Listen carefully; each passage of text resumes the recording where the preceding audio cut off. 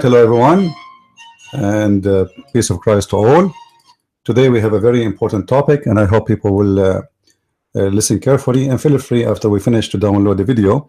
Usually it takes some time before the video is ready to be downloaded from YouTube, maybe 20 minutes or 30 minutes, depending on how long the video is. But just to let you know, feel free to download my videos and repost anywhere you wish. As long you mention that this is a video, where you get it from and the link, and if you don't mind if you post the donation link too, so people they can support us. Today our topic is different from my usual topic. We knew that Uthman in certain time he burned the Quran, and this is not a news, right? Uthman, he burned the Quran, and the Muslims agree about that.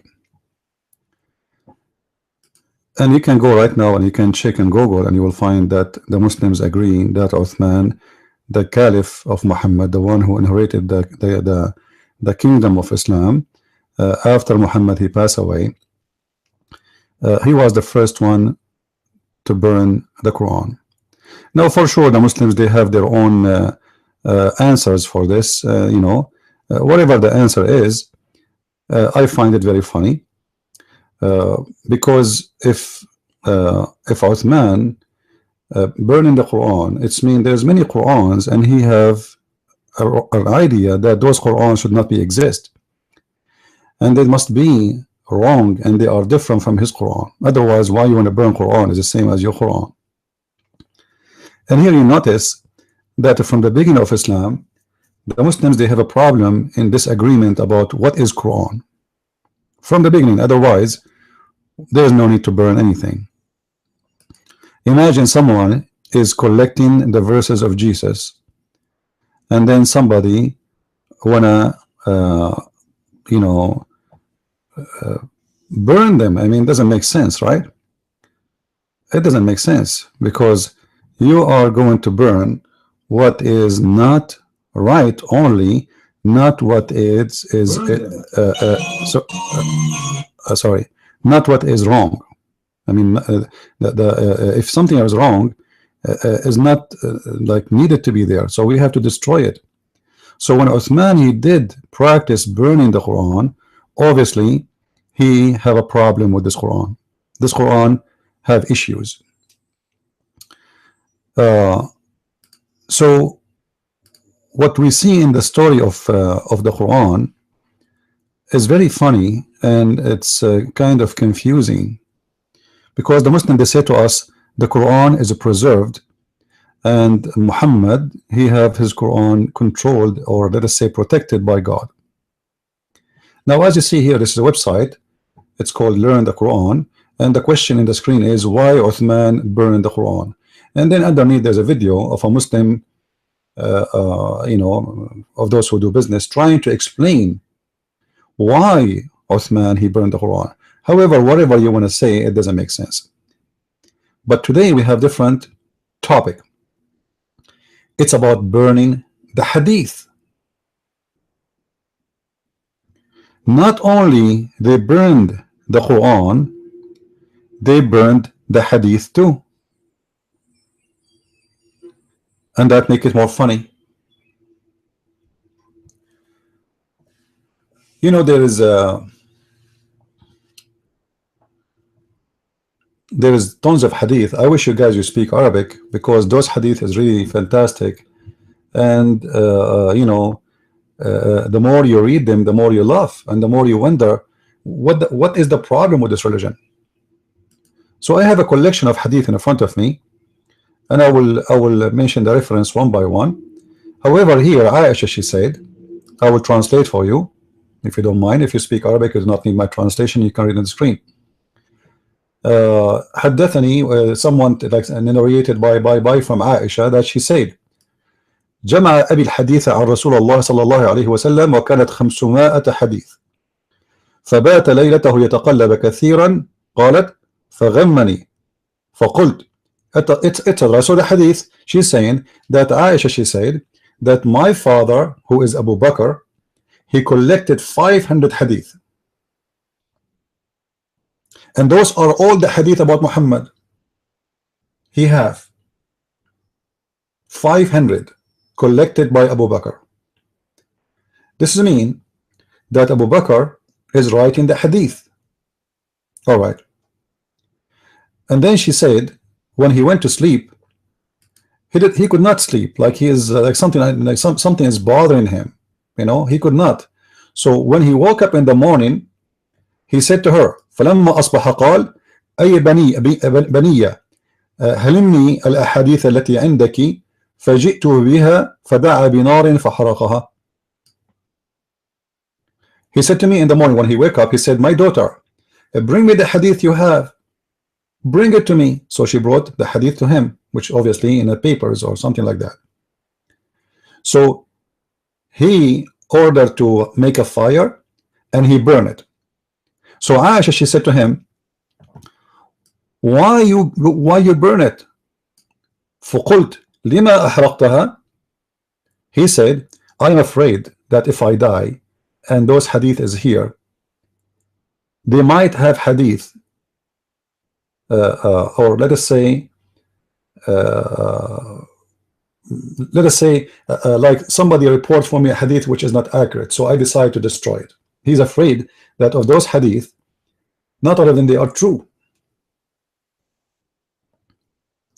If Abu Bakr in the time of Muhammad is worried about fictions and lies of the hadith, how about someone collecting the hadith 300 or 400 years after Muhammad? You know what I mean? If this is happening in the time of Muhammad, like just Muhammad, he died, those are his companions, you know, they are after him. If this is happening right after Muhammad he passed away,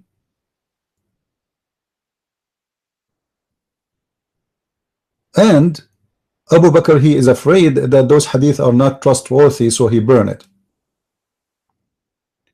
How the Muslim can trust the hadith which is collected long after Islam?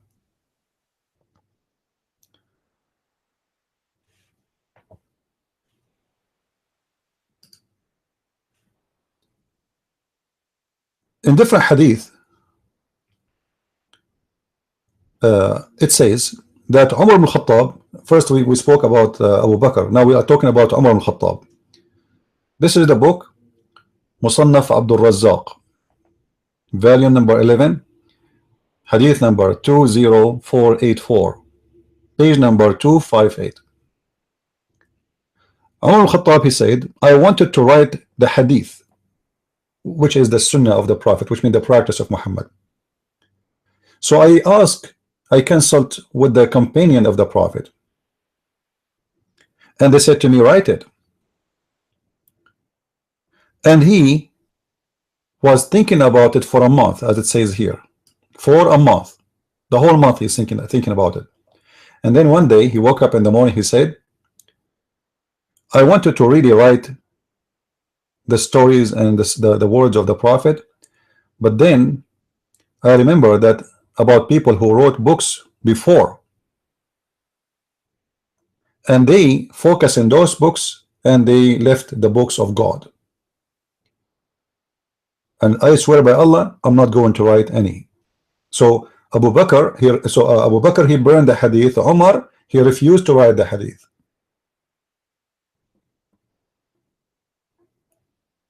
Okay, so how the hadith is collected then? Those are the first hand, or let's say the first generation who live with Muhammad. They are rejecting to write the hadith. They don't want to collect the hadith. They don't even want people to focus on the hadith.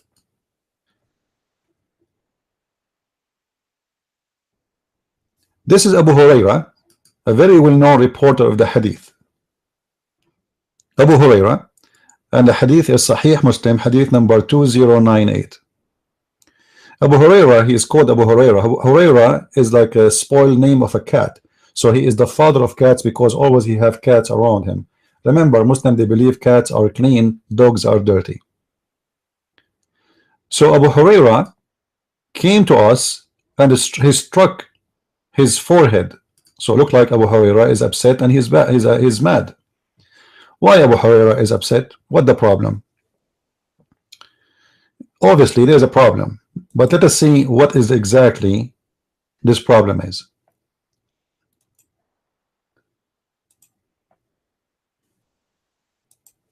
You will see with me here, he says, behold, you talk amongst yourself that I attribute wrongly to Allah Messenger. So what's happening here? In the time of Abu Huraira, people, they are accusing Abu Huraira that he is making false hadith.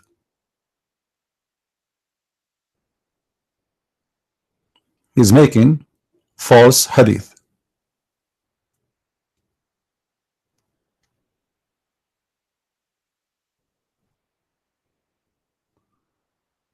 If this is Abu Huraira, is the most important reporter of the hadith, was accused during his lifetime by the Muslims that he is fabricating hadith. And if I show you how many hadith is reported by this guy Abu Huraira, you will not believe it. This one is a major source of the hadith. But as you see, the Muslims are accusing him that he is a liar and he is spreading lies. You remember we made a hadith before, we made a video before showing you that Hafs, the one who reported the Quran, he was accused by Muslims to be a liar. You remember? You can go back to the last week videos and you can see the video I made about that. Now guys, is my voice clear from your side? Please let me know if you have a problem with the sound. All right, let me know please. So Hafiz, the one who collected the Quran, was accused to be a liar. Abu Huraira, the one who collected the hadith, is accused to be a liar. And they are calling them liars, like it's not only, you know, like it's not like, you see, it says ألا أنكم تحدثون أني أكذب. Look what it says here in Arabic. Like, I don't like the Muslim translation in English, you know. In order to guide you to the right path, such case I would myself go astray. But you see the translation here, it doesn't really say the truth. The translation doesn't translate what the Arabic is saying. ألا أنكم تحدثون أني أكذب على رسول الله. Here they try to make it like, you know, I attribute wrongly. What do you mean attribute wrongly? It says it clear, أنا أكذب. He is saying that he is lying. They are accusing him that he is lying about Allah's prophet statement.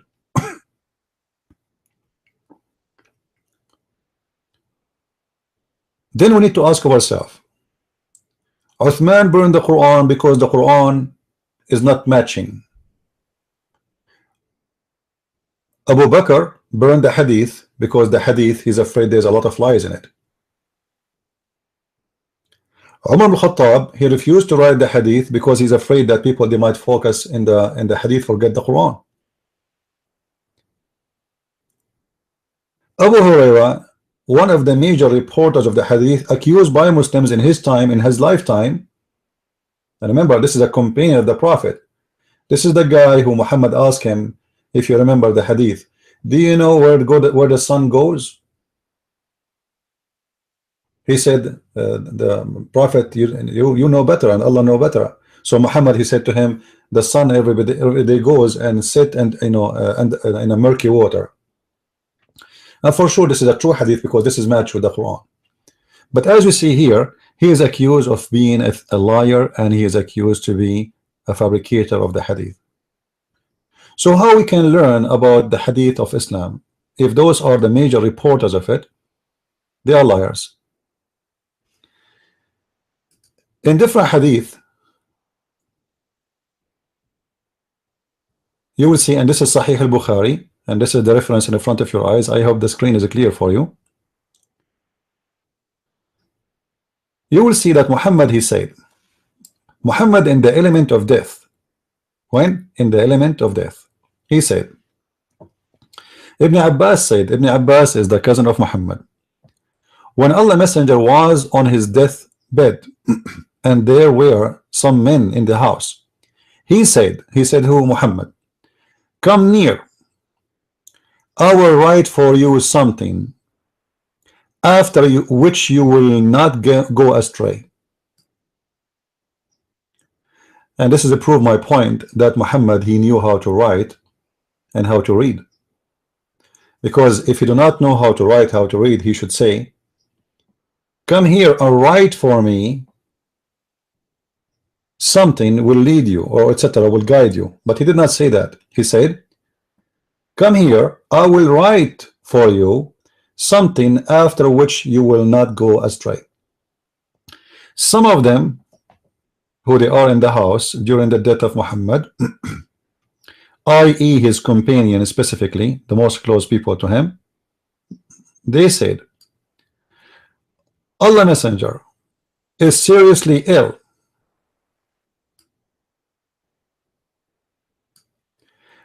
And you have the Holy Quran. The fact, the one who said that, it was Umar ibn Khattab.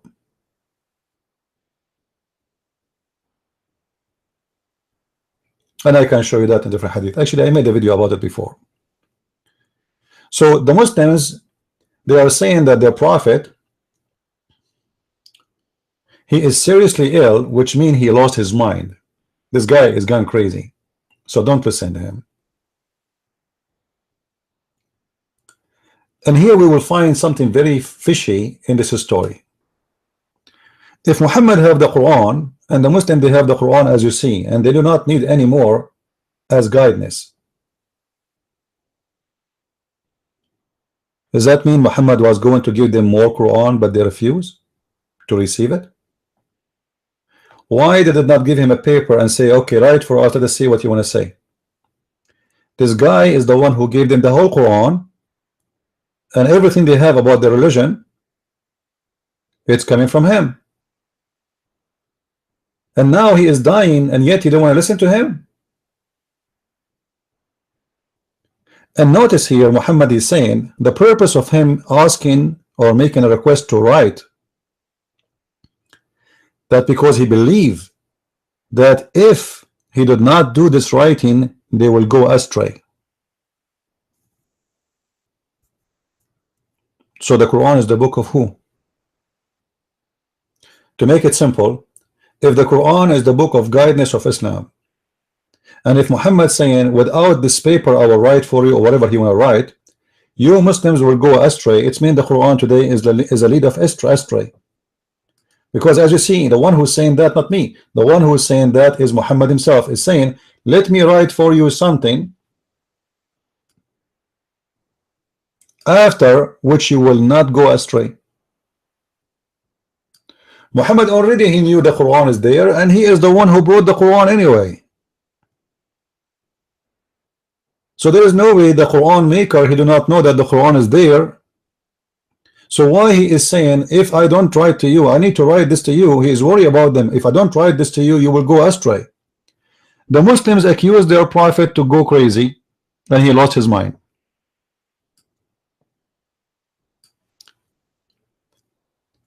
And here you will see different stage of the Muslims. You see, when you are a king and you are powerful and everybody fear you, and then suddenly you are in the bed dying, and then everybody almost is spitting at you. This is exactly what's happening. They ignore Muhammad, and not only that, they insulted him. They are saying that he is seriously ill. Actually, the Arabic statement in Arabic, it says قَدْ هَجَرَ الرَّسُولُ. Umar al-Khattab, he said قَدْ هَجَرَ الرَّسُولُ, which means his brain is dead. You know, he's like speaking stupid things.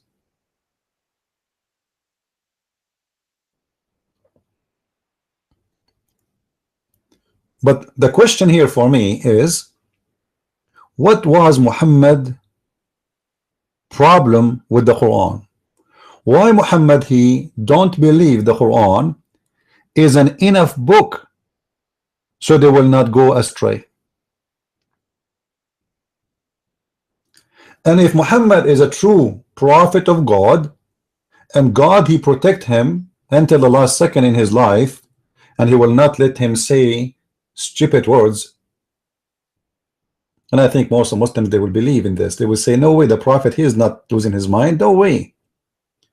If this is a true, then there is something missing in Islam. Islam is not complete. Muhammad, he died before he finished his message. And you will notice that this message is very serious. It's not just like, I want to tell you something I forgot. No, he is saying it clearly that this message is the only way to protect you from going astray, as you see here.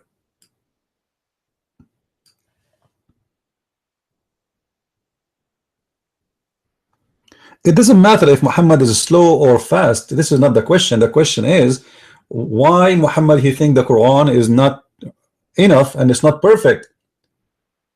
This man is in his the death of like in his the element of death, and yet he is strongly believe that the Muslims, they don't have the guidance message yet. So the Quran, what is the purpose of it if this is will not go astray from getting lost? And then you will see here that after Muhammad, he said that the story is not over yet. So the people of in the house, they like they have different opinion about this issue, you know, as you see here. So each one of them, he have like his own, like, should we give him a paper, should we see what we, you know, like, why you don't want to listen to him? So they are having a fight over should we listen to Muhammad or we should not.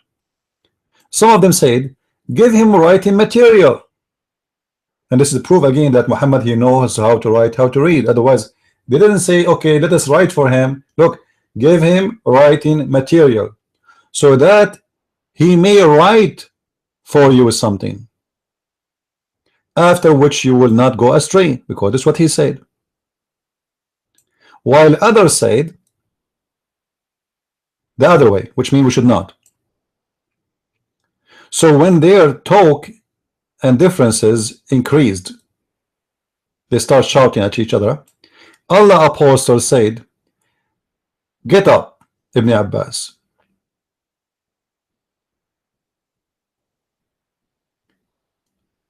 Used to say, no doubt, it is very unfortunate, a great disaster that Allah Messenger was prevented from writing for them that writing because of their differences and noises. Do we have any Muslim have an answer for this?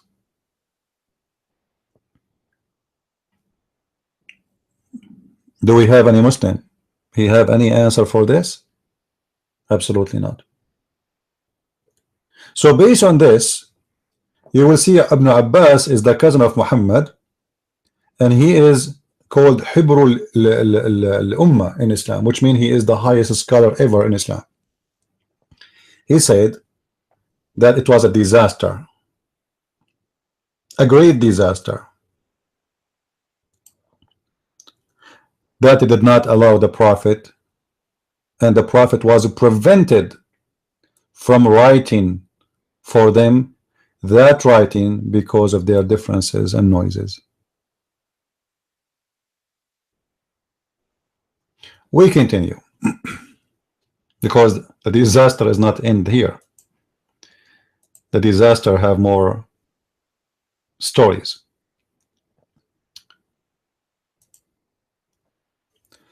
We know the story about the goat who ate the Quran, and you know that this story is correct, is accepted, is sahih. The verse of stoning and breastfeeding for adult. I hope the text is clear for you guys. an adult 10 times was revealed, and the paper was with me under my pillow. When the messenger of Allah died, we were preoccupied in his death, and a tame sheep came and ate it. All right. So what happened exactly here? Aisha reporting that there is an incident where obviously a goat ate the Quran, and those verses of stoning to death, and this is true until now. Actually, you can ask any Muslim, do you know where we can find those verses? He will say they are not in the Quran. Okay, question, why they are not in the Quran? What happened? And actually, I'm very upset from this goat because I wish we can find this the breastfeeding for an adult 10 times in the Quran. That will be very funny, and Playboy magazine, they will like it. For those who do not know what this mean, according to Muhammad, any Muslim woman she wanna associate with a strange man, she have to give him her nipples, and he have to suck it 10 different times, in 10 different occasions, 10 different days, until he is satisfied. And actually, I support this practice a lot if Muslims want to do it, because that will make Islam looks really stupid and expose Islam more. But the important here that the stoning verses and the breastfeeding for adult, according to the story here, they are eaten by a goat, and the goat destroyed it. All right. We showed you in the hadith before Muhammad saying, bring me a paper so I will write for you something will not let you go astray. Question, who is the one who was writing those Quran and they were under the pillow of Muhammad? Maybe Muhammad. Same time, if the Quran is preserved, but obviously is not, the goat ate the verses, and the Muslim they say to us that Allah preserved the Quran in the chest of the believers. They can recite the Quran. Okay, here we go. Recite for me the breastfeeding for an adult. Recite for me why it's in the Quran. The goat ate it. Understand? The goat ate it, but Uthman, he made the Quran after Muhammad's death. Why Uthman did not find the verse of stoning to death and the breastfeeding for adult in his Quran?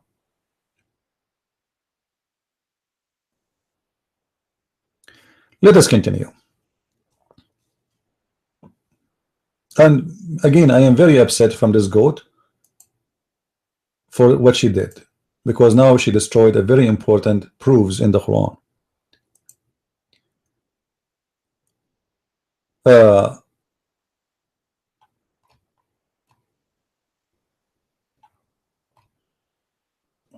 In this, let us see here.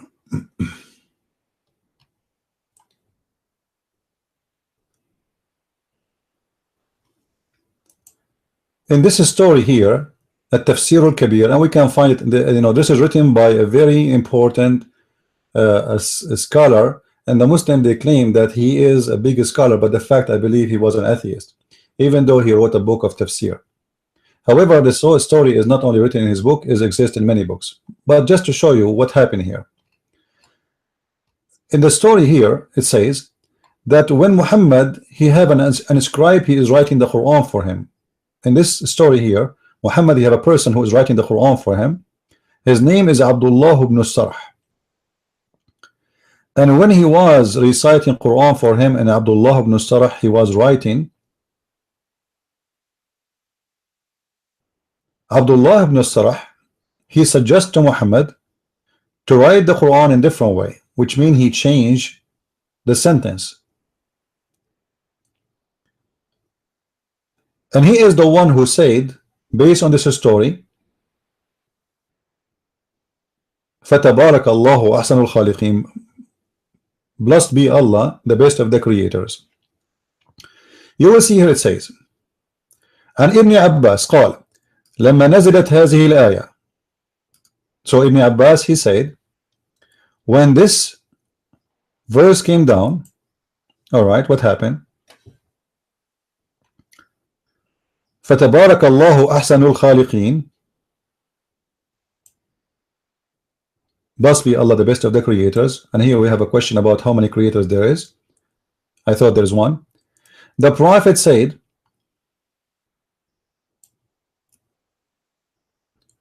oh sorry, let me go back from the beginning. Sorry, I missed a line.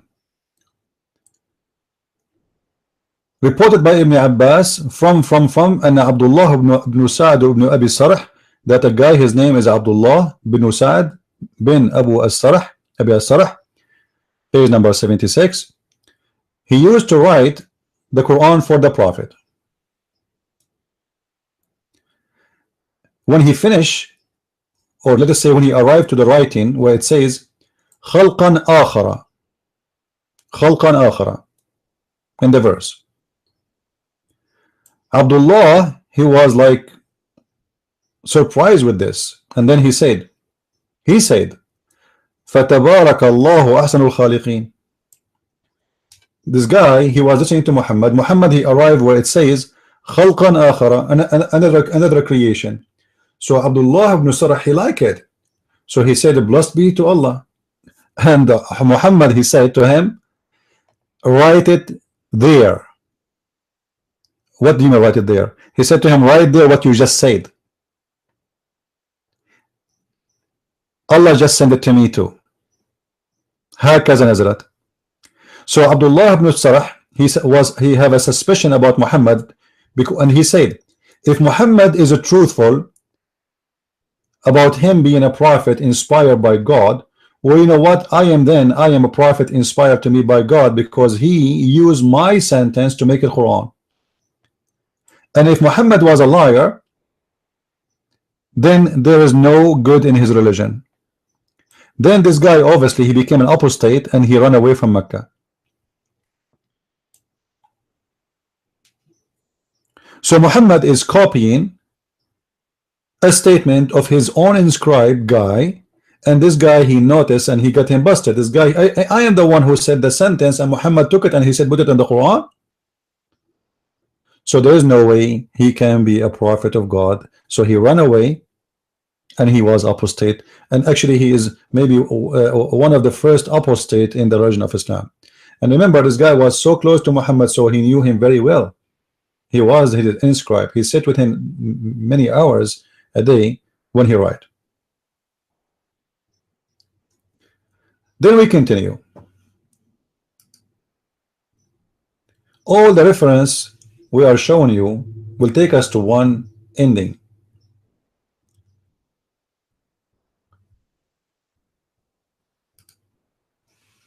In chapter 75, verse number 17, you can read any translation you want.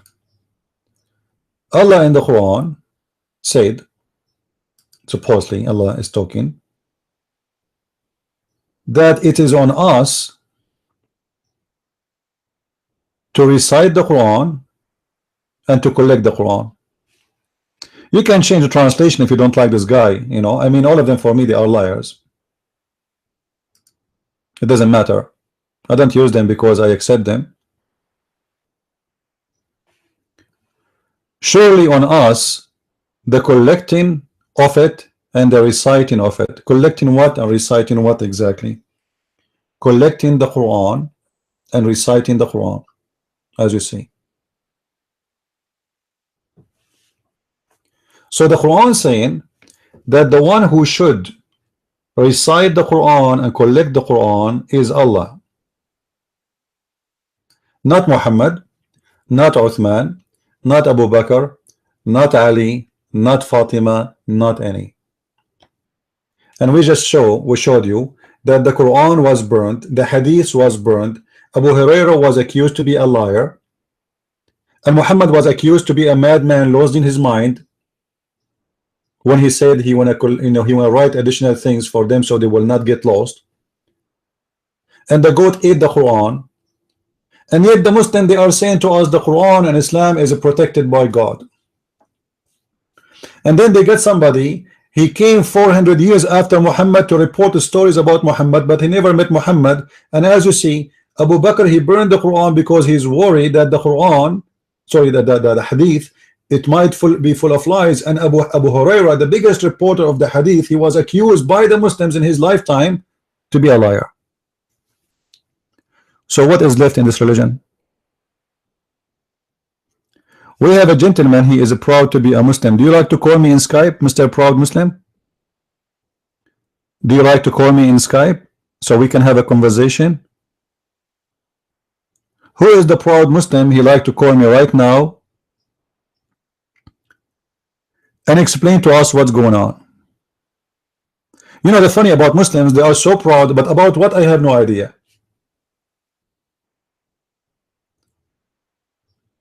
They accuse their prophet to be crazy, his wife accused to be a whore.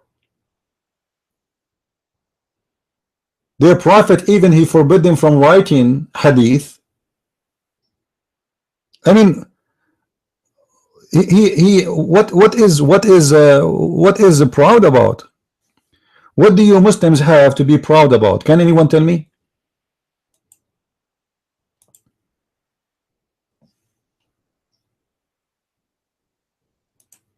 Any Abdul?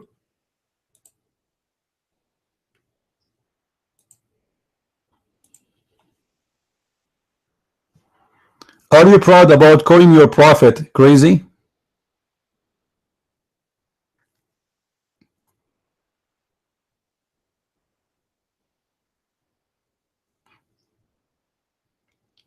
Anyone have a question? Please let me know. If you guys have any topic you want to ask me about, we have, you know, you will see the link underneath in Patron website. You can contact me there, or you can go there too, and you click at Facebook and you can send me a message if you have a request to make a video about something or answer a question about something maybe we did not cover yet. Please let me know and I will be happy to answer you. But as you see, you know, the Muslims, they are proud about reading nothing and they have no idea what their religion is about. I never met a Muslim, he knew really what he's talking about. There are people who repeat, copy, paste. Even their question is copy, paste. Nothing there is real. You go and talk to any Muslim, you will find all of them, they have the same question, which is not even his own question, to the point he cannot even recite the question correctly.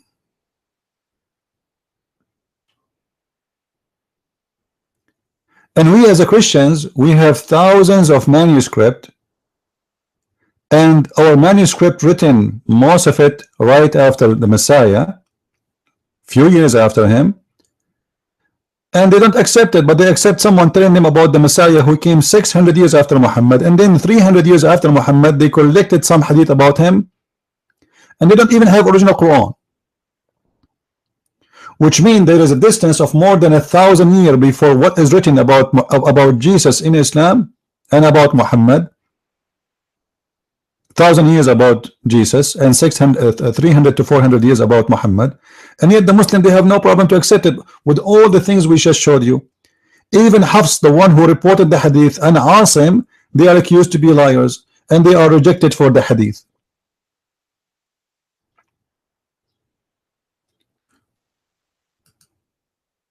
I advise you Muslims, if you like to learn and read more, you can go to Amazon.com and you can type my name and you will find a list of my books, and feel free to read them. Maybe you will wake up and see the truth. Obviously this religion is nothing but a cocktail and collection of he said, she said, but there is no proof of it, and nothing there is authentic, as you see with your own eyes from the Muslim books. They themselves, they don't agree with it. They themselves, they accuse their prophet to be crazy, and I believe Muhammad have a mental issue. As you remember, Muhammad, he imagined himself having sex, but in fact he never did. The hadith says the prophet, he imagined himself he has done things, but in fact he never did.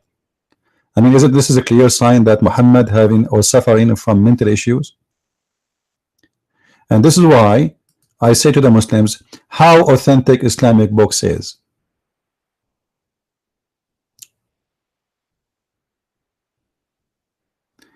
Even guys, even Sahih al-Bukhari, you see, we are reading al-Bukhari. Do you know that al-Bukhari don't even speak Arabic? I mean, how in the world this guy, he collect the hadith, He did not meet Muhammad. He never been with Muhammad. He never saw Muhammad, but yet he is the one who collect the hadith of Muhammad. And he is not an Arab. And according to many Islamic sources, that he don't even speak Arabic. Muslim, Sahih Muslim and Sahih al-Bukhari is written by two foreign guys who they are not Arab. They never been with Muhammad, they never saw Muhammad, they never heard Muhammad. How Abu Bakr, and we showed you the hadith, Abu Bakr, he have 500 hadith of Muhammad, and how al-Bukhari, he have tens of thousands. The one who spent his day with Muhammad, he have only 500 hadith, and the one who never been with Muhammad, he have all those hadith.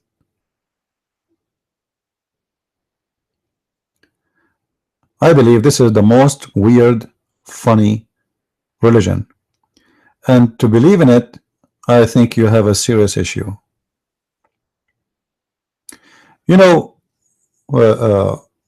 we can talk about tons of issues in this religion, but if you are a Muslim and you have a request from me, please let me know. I'm not against you as a Muslim, by the way. I feel that you are a victim, and you have, you know, your guilt is just because you are born in a Muslim family. It's not your guilt. I mean, it's not your fault. But wake up, my friend. This is a very stupid cult. You know, when you hear your prophet saying that if a man have orgasm first, the baby will be a boy, and if a woman have orgasm first, the baby will be a girl. I mean, shouldn't you ask yourself how stupid that is? And yet your prophet, he claimed that he's speaking for God, and nothing he say, even when he speak about medicine, it's coming from God. Or your God in the Quran says women, they have a sperm coming from the ribs, and the man have a sperm coming from the backbone. Isn't this a clear prove to you that Muhammad and his religion is a fabrication? You know, when somebody says that Muhammad never existed, sometimes I ask myself the true question: was Muhammad exist? I don't want to believe in that, really. But if you look around you, I mean, there is no authentic source of Islam. You know, when Robert Spencer, he wrote a book about Muhammad does not exist, you know, I said to myself, he is wasting his time. And I believe it is a waste of time. Why? Because we need to fight Islam exists today, and the Muslim, they will not believe you even if you prove that Muhammad never been exist. So I need to focus in Islam today. So I decided to focus on Islam today for the last 20 years, and I could not find something in this religion to be authentic. Not the Quran, not the Hadith, not the Sirah. You know, ask the Muslim about the Sirah. What is the Sirah? Sirah is the geography, the biography of Muhammad. Even this one is written long after Muhammad's death, and nobody knows where they get the stories from.